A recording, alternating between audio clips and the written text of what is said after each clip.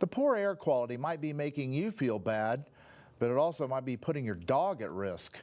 Kennel cough is a blanket term for a group of respiratory infections and viruses in dogs. It's very common here in Bend, with many people traveling to and from the city, but this recent smoke can make things worse. That does affect the immunity of dogs the same as it does people. It affects the barrier in the lungs and the respiratory tract that helps to prevent infection. Kennel cough's most often transmitted through saliva. So if your dog is at risk, it's best to avoid public water bowls or letting your dog share toys with other strange dogs. Fortunately, it is easy to treat with medication.